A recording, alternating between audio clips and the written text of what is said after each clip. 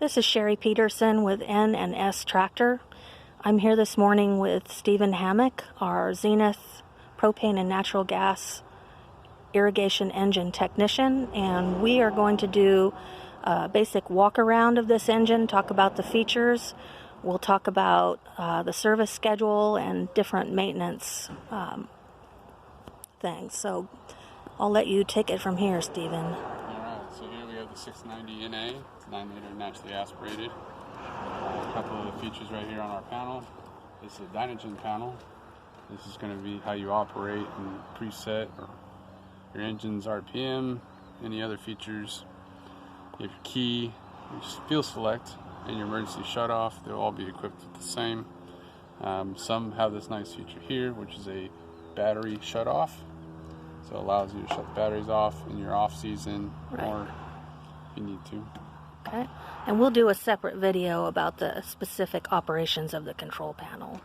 And here we have your different fuel options here. You can have them preset, already hooked up. It's simple, select. Propane or natural gas. Propane or natural gas, correct. This is our Kinko tank. It's a reservoir that allows your engine to stay at a certain level as far as your oil pan. And it comes equipped right here with your leveler. It's a float level, so you can preset it to your whatever level you want your oil pan to be set at.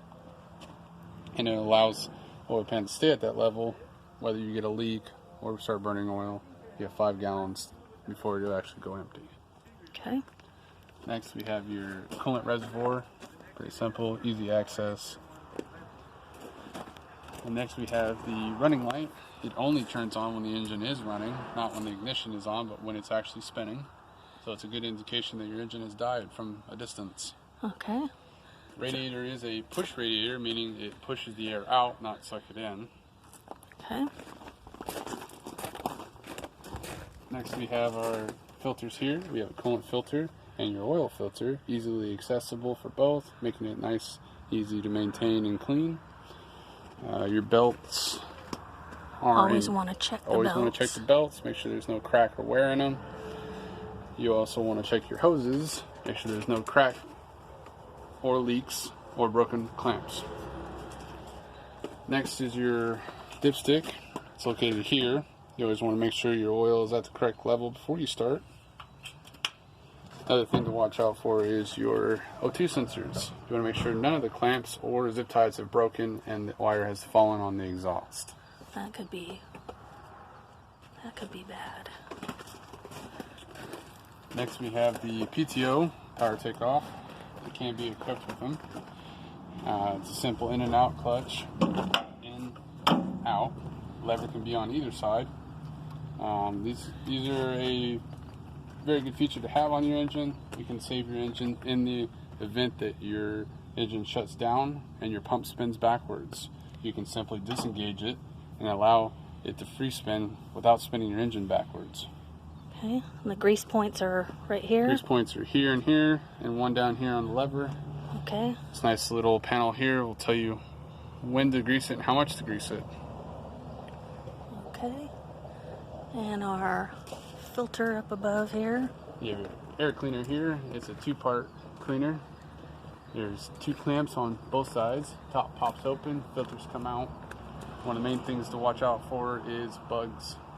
Either gnats, bees, wasps. They like to build nests in here, and that'll clog up way faster than dirt will. Okay.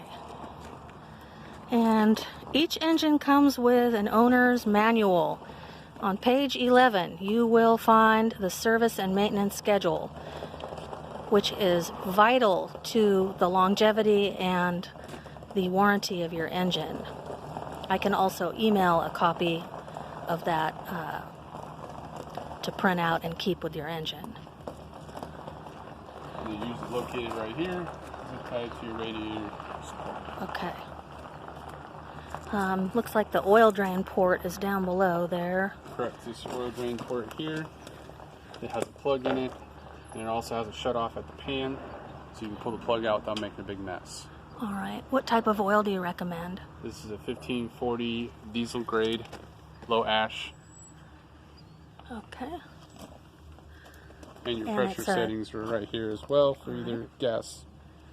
And it's a 24-volt system with the batteries. Correct. It's a 24-volt system. It's 212 volts in link.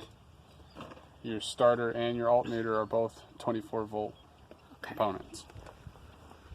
If you have any questions, please don't hesitate to give us a call.